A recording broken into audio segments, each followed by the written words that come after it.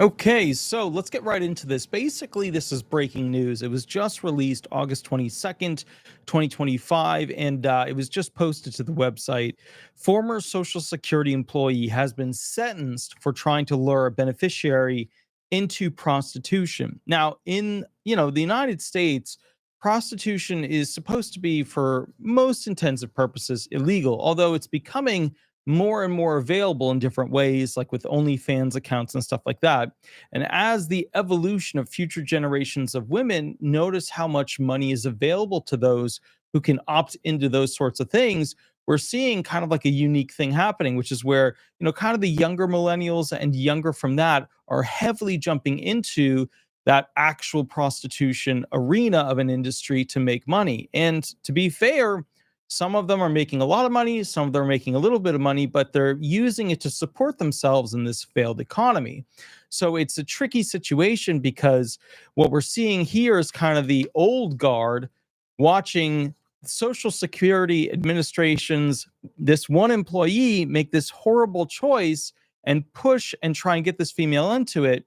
And then this is countered, juxtapositioned against those in a much younger situation who are using this type of thing to make additional money.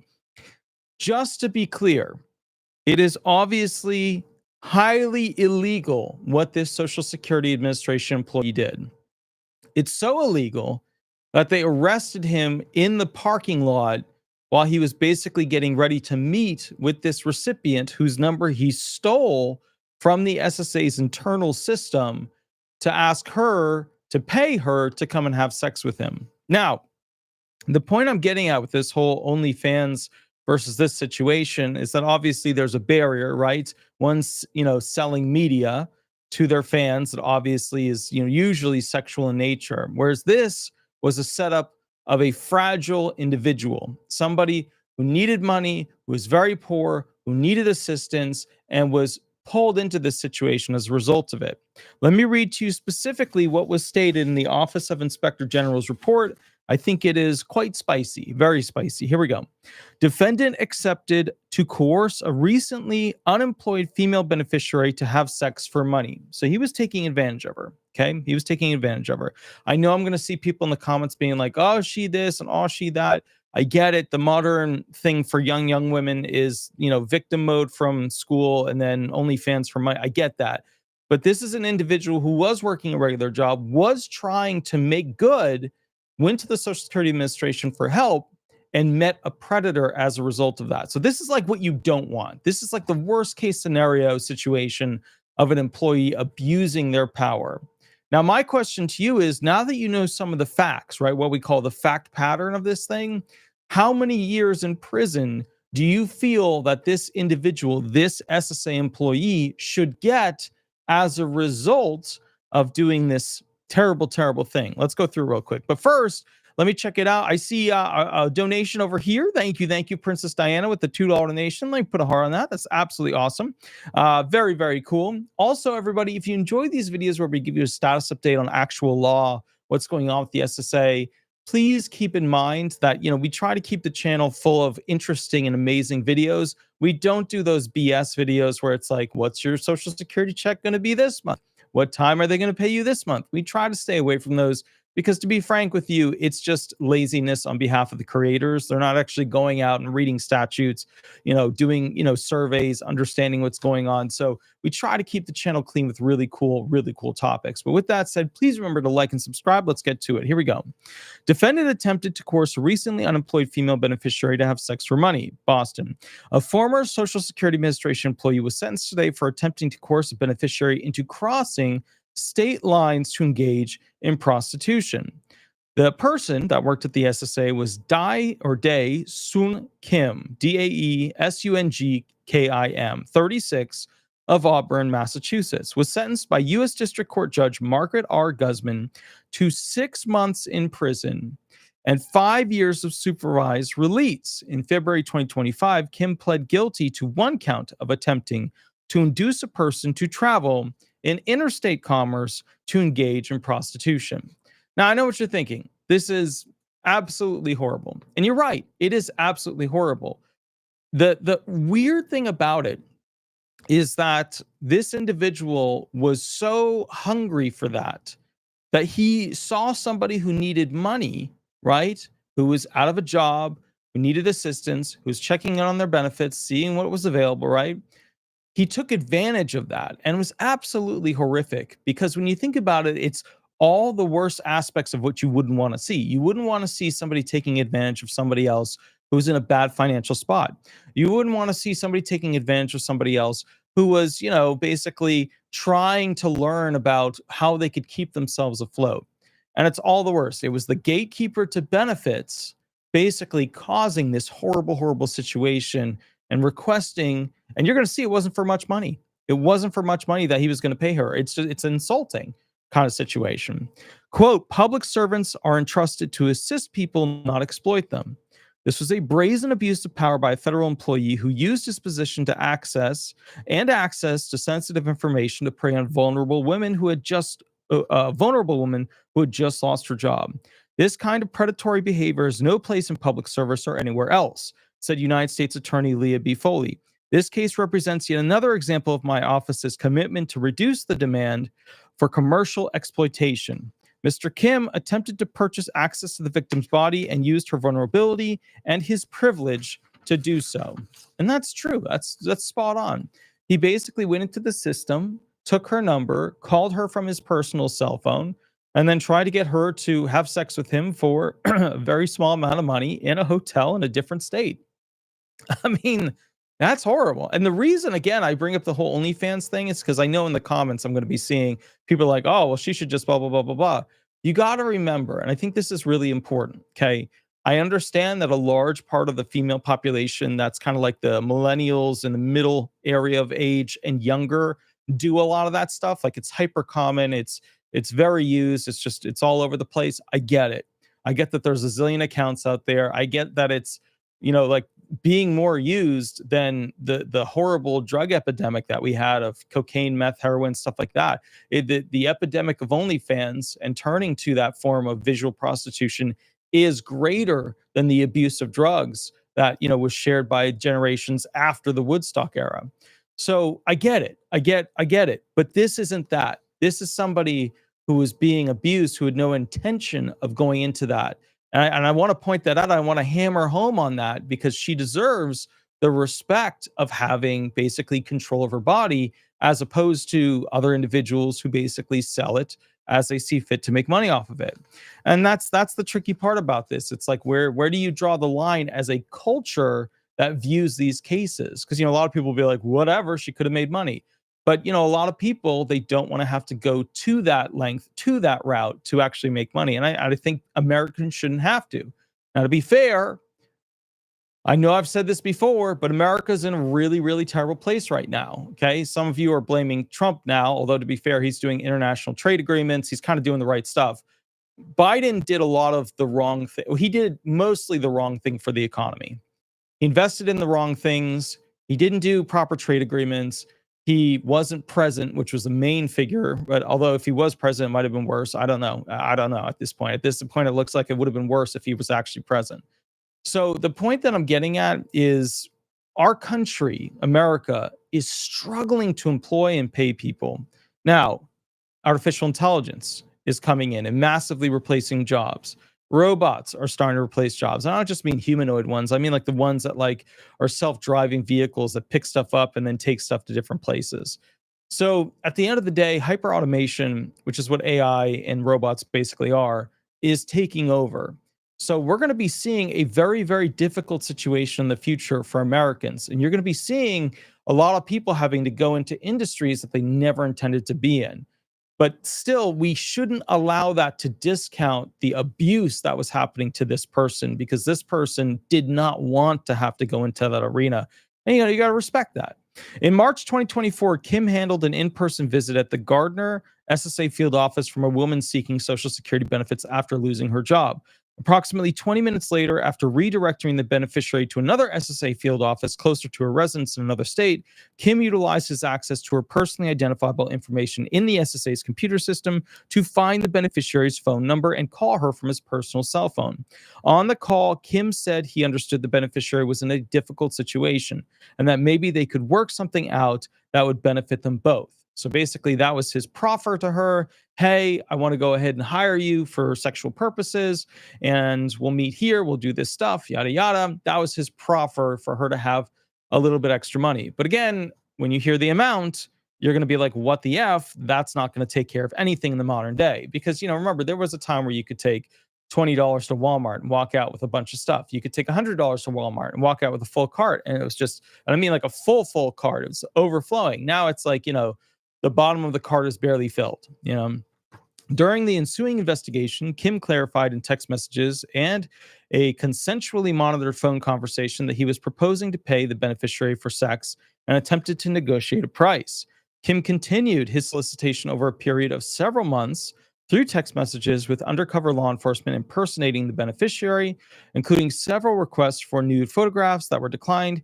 Eventually, Kim proposed that the beneficiary travel from her home outside of Massachusetts to a hotel parking lot in Fitchburg, Massachusetts. I guess it wasn't out of state. I guess it was in the same state, but different place, to have sex in a car in exchange for $100. So again, it's like this guy risked it all, negotiated a price of $100 to now have to go to prison. I think it was 5 or 6 months or whatever it was, which is just insane. It's insane. But it does tell you something that a lot of people don't talk about, which is the loneliness of some of these men in modern America. They're not happy. They're not getting like the traditional things that they would normally get. Men now live in this world where, masculinity is toxic and, they're not sure how to approach women and yada, yada, yada, and so on and so forth. And weird stuff like this is going to pop up because of that. So on men's side, you have them, basically being angry and hungry and this and that. And on the women's side, they're being taught victimhood and they're being taught OnlyFans is a great way to set yourself free. And it does set some of them free. It really does. Some of them become millionaires within a couple of years doing it, When Kim traveled to the hotel parking lot to meet the individual in October 2024, he was confronted by law enforcement. U.S. Attorney Foley and Acting SSA Inspector General Anderson made the announcement. Valuable assistance was provided by Homeland Security Investigations and the Fitchburg and Gardner Police Departments. Then it goes into all the different groups that basically assisted with the case. Now, what is the point of this video? The point of this video is to explain that this type of action should not be happening. But as we go through criminal act after criminal act after criminal act, we can see that SSA employees continue to get caught. Again, continue to get caught stealing private information and then using it in some way for their benefit. Some of the worst ones are where they take massive amounts of information from claims, and then they go ahead and sell it to third-party individuals, many of which are illegal immigrants or immigrants that are here legally but want to do something with somebody else's social security number. They also sell to other individuals who want to offload a tax burden, which is what we saw a lot of issues with when Elon was doing his Doge search and, discovered that there was IRS tax fraud along with the Medicare fraud, along with some retirement fraud, although retirement fraud wasn't the big ticket item. What I think is really interesting is that when we look at the structure of what's been going on with fraud, we're now starting to see how the lines are put together with how fraud actually occurs in the United States pertaining to Social Security benefits. And what's interesting about that is we wouldn't have this many people, this many issues. I mean, we're seeing all the time in the Office of Inspector General's website a massive upload of this person caught doing this person caught doing that, this person doing this horrible thing.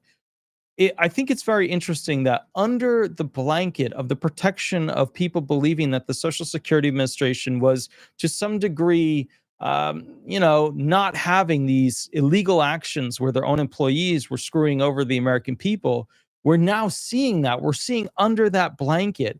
And I think it's really incredible because, if we didn't see it before, now we see it, we're awake to it.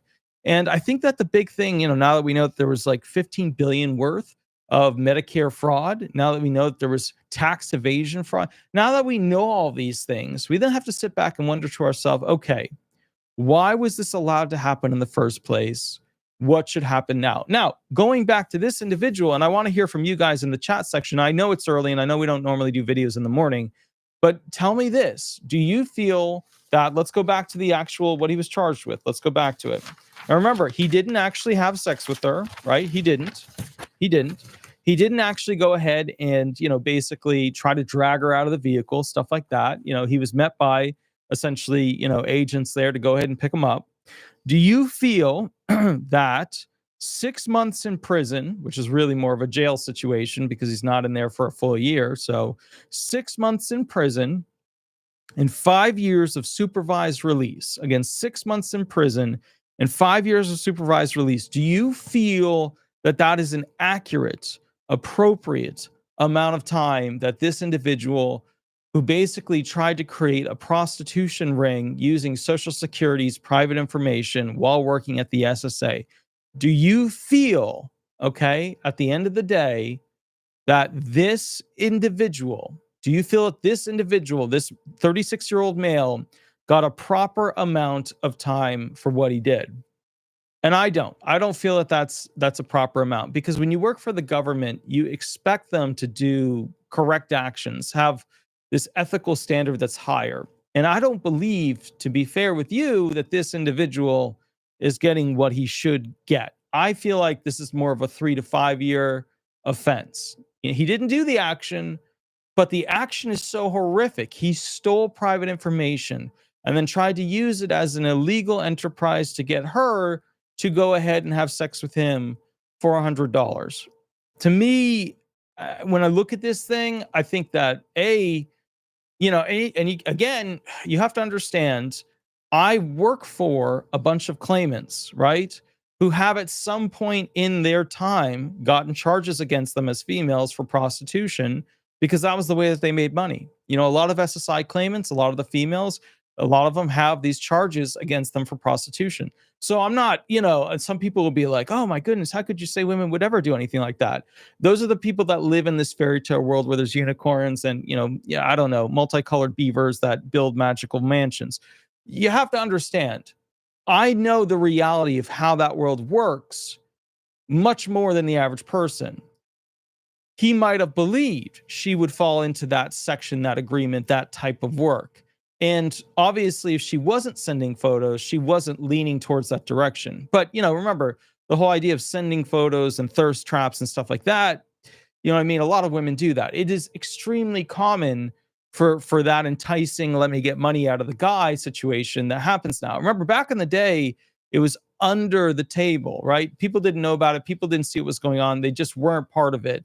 But nowadays, as it continues to grow, as it continues to become a thing, what happens is, unfortunately, at the end of the day, we have this warped expectation of women because of the new younger generations and how they're treating basically their bodies while they can still earn money off them. And that's the reality, is that, women have a certain amount of time where they can earn a certain amount of money off of them, depending on what they look like, depending on how they advertise. And I think that the thing that we're looking at is, the truth is, this is a shocking story right now. It's horrific. It's like, how could this be? This is absolutely mind-blowing. Absolutely mind-blowing. But at the same time, 5 to 10 years from now, when things get worse with artificial intelligence taking over more jobs, more robots being more companion, types of robots for people, this is right here not going to be that shocking. It's not going to be shocking at all. If you were to go back 100 years and go, to like the Bible Belt with a very Christian oriented, area, this would be, you would never imagine this happening. But, you go to, some of the areas of the United States where, there's quasi under the table red light districts, things like that. This wouldn't be that shocking. I don't think anybody would be that shocked. So I think we're in that middle zone right now, where on the scheduled timeline, we're moving more towards things like this not being that shocking. But as a result, we do look at crimes. We look at the guidelines of how much they should have for a prison sentence, for a jail sentence, for supervised review. This guy will never work for the government again. Good. He's only 36 years old and screwed up his life. Good. he's only going to spend 6 months in prison. I feel like it takes and should be more than that, but at the same time, it is what it is. They make the decisions. We don't get to make the decisions. So, Beverly Harvard said, "What state did occurred in Massachusetts?" Which, to be fair, is an interesting thing because Massachusetts is a state that used to be very buttoned up when it came to sexual exploitation. But now, because of the super left liberal movement there, um, it's not the same as it used to be. It's so expensive to live in that state that a lot of women are using things like OnlyFans and having boyfriends that give them a monthly amount. That's another thing. It's a different world out there, and a lot of guys don't really feel like they can connect with women because women, a lot of times now women are looking for a monthly payment. I don't know how many of you have sat back and thought about this, but how many of you know somebody in a relationship where the guy's in a relationship with the female and the female every month gets an allowance from the male? And you got to wonder, okay, what, she's working. So what is that? Now, if she's not working, that's what we'd call traditional, 1950s style relationship, which, to be fair, when it was able to be afforded, was a far superior method of basically raising kids, right? Because if you had somebody constantly working with the kids, raising them, taking care of the estate, stuff like that, and I use estate as a word liberally, but if you had that, it was a much better system to create children that would grow up and want to work and want to achieve and want to do these amazing things. Now, as you know, we all have a problem with not enough kids because the Social Security Administration system, the payment system we use is dying. It's literally dying out because we don't have enough middle class families making middle class children. So this whole dynamic that we have of men being blamed for, toxic masculinity, and there's a problem with it too. There's some men have too much toxic masculinity, and then on the other side, women are being taught that they're victims, and they're being taught that essentially they're victims, but at the same time they're going out there and using their body, and you could say exploitation, but it's not. They get to choose what happens with their body. At the end of the day, we need to move towards women get to choose what happens with their body, just like men get to choose what happens to their body. But there's this exploitation going on that is now accepted culturally because we want women to be able to afford to live in what I would call like a post-Bidenomic situation. I know some people get really offended when I say anything negative about Biden, but if you have any education in economics, the studying of it, the studying of money, the study of international trade, I don't know a single person who lives in the real world. I know people who are in academia, who are professors, who are part of like a culture where it's like push, extreme left. And that's fine. You know what I mean? That's just the culture. That's the marketplace that they work in. Teachers in academia, it's all left for the most part. It's all liberal. Anybody in the real world environment, you know what I mean, where they're interacting with people and customers, from cops to business people, etc., they're not that because they have to, remember, the real world applies to them. They have to make money. They have to achieve things. They have to do sales calls. They don't live in a microcosm. So what happens is, I see a lot of people pushing this agenda of what we had, which is this Bidenomics, which would have literally destroyed Social Security benefits. It would have completely eroded the trust funds faster than anything we've ever had. It would have been terrible. It would have been absolutely horrific. And it wouldn't have eroded the trust funds in the way that would have benefited you.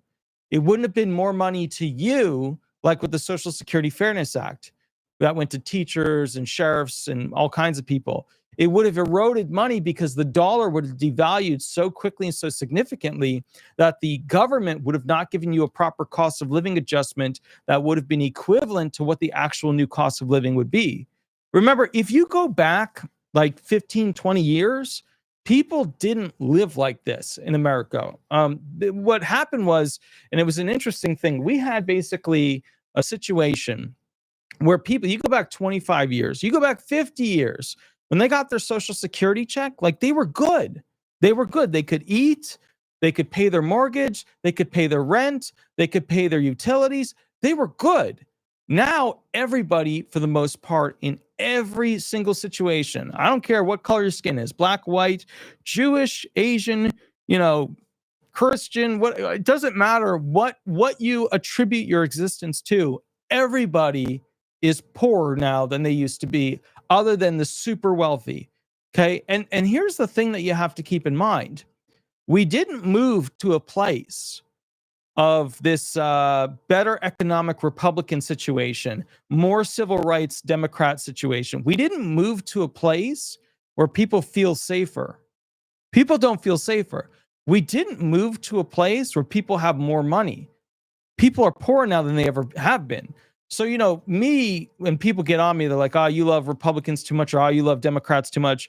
Somebody is registered as an independent. I can tell you, both parties failed. Both parties failed. Prove me wrong. Prove me wrong. Prove me wrong that the party succeeded, that our actual political system in combination worked and helped and pushed essentially for its American, constituents. It didn't. It didn't. Right? We have all these wars. We should be financially so far beyond every other nation at this point. We should be not $27 trillion in debt. Okay. We should be in a spot where, let's see what it is today. Hold on.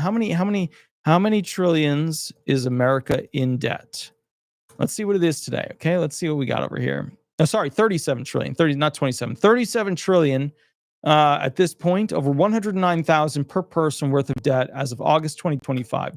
So the point that I'm getting at with this situation is our political system failed us. It wasn't just the Democrats and the Republicans. The overall system failed us because we voted in a lot of idiots who basically have no business skill.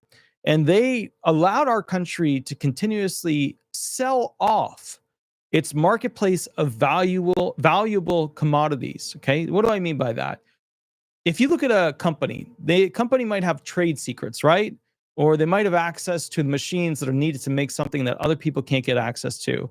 Or they might have access to skilled labor that other places can't get access to it, right? So they might have like something special about them as a company. Well, a country's version of that, it would be things like trade routes, things like tariffs, things like raw materials that they pull out of the ground, things like that. Those are the basic fundamentals that make up a nation's ability to have an edge. And that edge is what we would continuously give away to other countries. And now Trump's obviously very different. I mean, he's calling them out and saying, hey, nation, hey, Germany, hey, France, hey, this, hey, that, hey, hey, Pakistan, hey, Afghanistan, hey, Israel. We've been paying you a lot and we got shafted in the process of it. So he's obviously a bit of a different approach to this thing. But the other presidents, the Bushes, the Obamas, the Bidens, God, they effed us. There's no other way to put it. They effed us. Going back in time, we got effed. Don't think the Kennedys were better. Don't think Nixon was better. We got screwed over by these people. There's no reason that our retirement benefits should have moved. Not right. So, okay, full retirement is now 67-ish, right? Was 65. If our nation took care of this program and properly invested this money, we'd be able to retire at 60 by now, maybe even 55. Have a life of a future where we could continue to work. And retirement wouldn't be what it is right now. Retirement's a shit show. You basically have to find a way to spend time and pay nothing. You exist, but can't do anything. That's the reality. That's disgusting. That's mind warping and pathetic. You know what retirement could have been? Retirement could have been just a check. You get to this age, you get a check. You can keep working, you can keep doing stuff. They keep lowering the age in which you can retire. That would have been actual proper stewardship of the program. What we got were a bunch of liars and cheaters, and then middle people who basically went and just, kept the program going. And at the end of it, we ended up with a program that's going to run out again of money with its trust fund for the retired people. They'll probably take the disability funds, throw them into the retirement fund, and the disabled be in the same shitty situation that the retired are in. And then basically at that point, we'll have a mass amount of people in America that can't afford to live. So they'll have to create some sort of monthly check for all people over a certain age. And will have to be paid for by taxes in some way. Why? Because the amount of people that will increase that'll have to go onto SSI benefits at that point will be massive. Remember, most Social Security benefits are paid for by FICA taxes, but some of them are paid for by general taxes, which are supplemental security income benefits, right? You got entrants, which are immigrants, disabled people, and those over 65. You ever wonder why those who get paid from the general taxes with the old age retirement system, their version of retirement is still at 65, but the one that you paid for, that you paid in on, is now 67? It's called hypocrisy and bullshit. And our politicians are full of it. You think Bernie Sanders has done that good of a job? Think about it. You think he's done that good of a job? He's just ahead of where we're going with socialism because the country failed. Remember, socialism is a horrific, terrible idea in a country that allows its citizens to succeed and support each other. Socialism is only a great idea when the system is broken enough that we have to create a safety net to help people. You ever think about that? Think about that for a moment. Just take it in for a moment. Just think about that. If we go ahead and had a country that worked on capitalism, where people could create nonprofits and take care of each other and build everything, and those nonprofits would be feeding grounds where for-profits could go ahead and offload their products into the nonprofits to get a tax break, right? That's the way it's supposed to work. If we had a nation that worked like that, we wouldn't need socialism. Socialism only exists when capitalism fails. And socialism only exists as the result of people becoming unable to exist in a society that has failed capitalism. Nobody talks about that. It's weird. It's just weird, you know? I don't get it. It's just weird. Remember too, socialism was not the agenda of the Democratic Party until, recent decades. It was never like, hardcore, hard pull that. So the Democratic Party way back in the day used to be about like a more relaxed capitalism that wasn't hyper aggressive and forcing people to work ridiculous hours and ridiculous things for small. It was about paying people more to achieve more within the capitalism model. We only moved to socialism because the capitalism failed more and more, because the ultra wealthy got to take more and more. I mean, half of the wealth that exists is in the hands of the ultra wealthy. That's it. That's scary, And the idea is, if we were to, and remember, so the ultra wealthy will say we earned this money, and they did, because they built successful business models, whether they were legal or not. They got it through, and now they get the money. But then you got to look at it and say, okay, super wealthy, now you have socialism taking over. What are you going to do when socialism isn't enough and they start pushing the agenda of communism?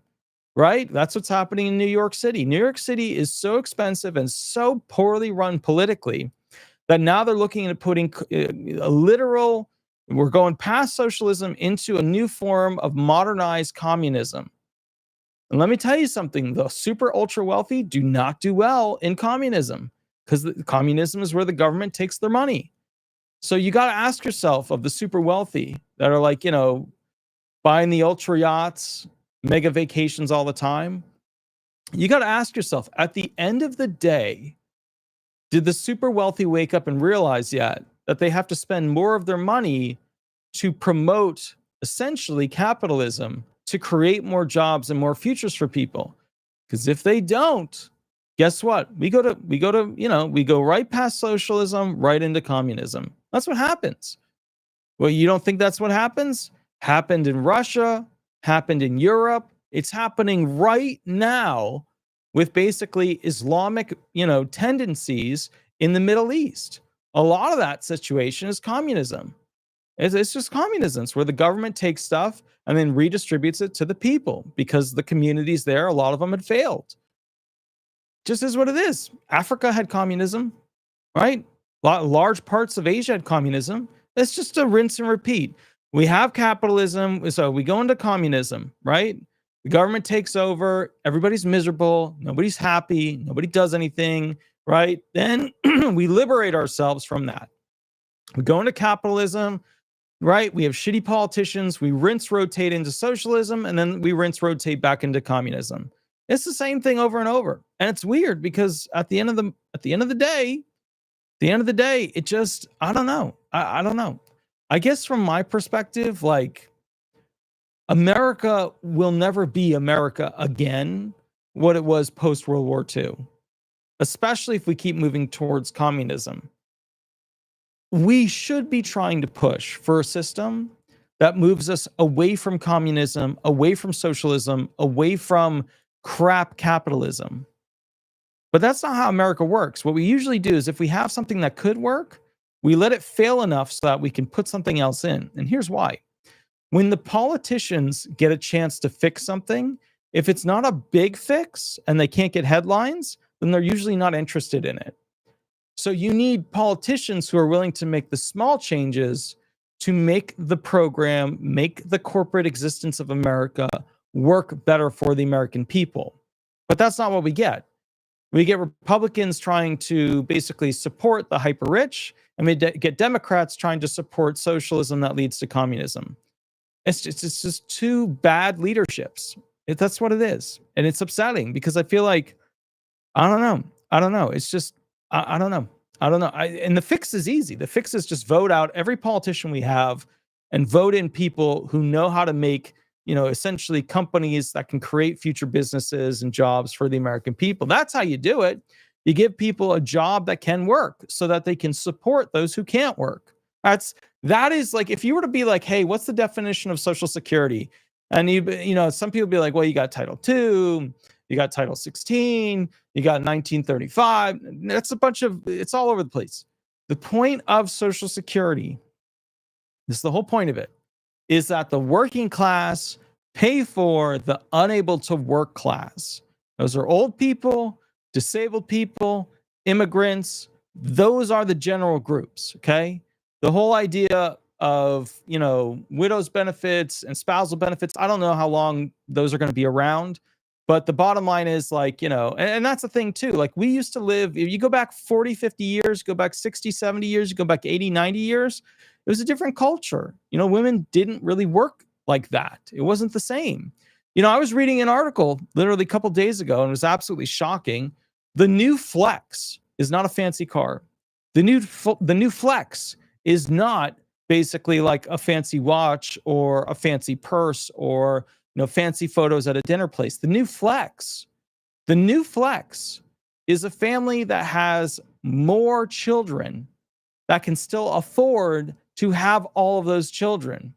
You have 4 or 5 children and you're able to like live a regular life. That is the ultimate luxury flex now, compared to, basically a supercar, a super house, a super this. That's the new flex because kids are too expensive to be had. And a lot of you say, okay, well, what do we do? How do we fix this? The way we fix Social Security benefits, and we have to do it immediately, we have to do it years ago, is we get people having more kids as a traditional marriage where it not traditional in the sense of work. Both of them have to work, but in a traditional marriage, we have to get people making kids. If we don't get the middle class, men and women making kids, the Social Security system will fail significantly faster. What was it? And I took a photo of it and it keeps popping up on everything that basically is out there. Let me see if I can find it real quick.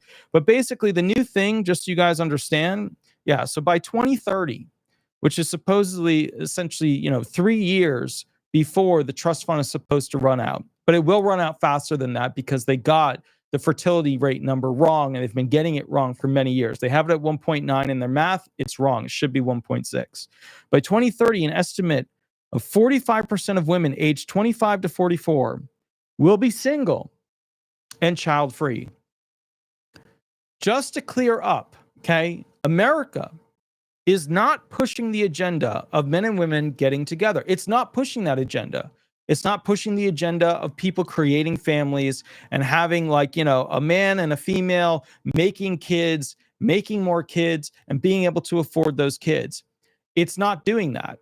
All the BS about women are victims and women are, just totally put in this and that. Yes, some women are victims. I work for a lot of them to get them their benefits because they were abused. But the great 99% of them that exist out there that didn't go through that horrific situation of being homeless and abused by people and doing these horrible things and this and that. A lot of these women are in college and they're a victim. A lot of these women have a job and they're a victim. A lot of these women, da, da, da. No. Let me explain victims. Victims were like my mom, who reached a literal glass ceiling where they wouldn't promote women beyond that. They would go into meetings and they would take a pen and rub them down the back of their back to see if they were wearing a bra. These were standardized principles back in the day of how they would treat women. Women were victimized much more back in the day. Now they're selling victimhood to women like it's like a candy. I mean, oh, you had to wake up early for this thing. Victim, right? Oh, it's so tough for you. Victim. No. Women don't have to go on selective service list when they, hit a certain age. That means if something happens, their life will be put into the service where it will likely be ended because they need troops with boots on the ground. Why? Because women are able to create life, and therefore we have to protect them greater than men. So this whole hey, or another one. Oh, women don't have the resources to make money. Look at the younger generation. Look at how many of them are using their body to make tons and tons of money, right? They're on YouTube. It's the PG version. You go onto these other websites, you see all this other stuff. Now, men on the other side, men have been told over and over that they're toxic and they have these masculinity issues, and now they don't approach women because why would they? Why would they? The women are the victim, and to be fair, right? They're and this is what's going to kill Social Security more than anything. This is it. This is the most horrific thing that's happening, and this is what's killing it. Men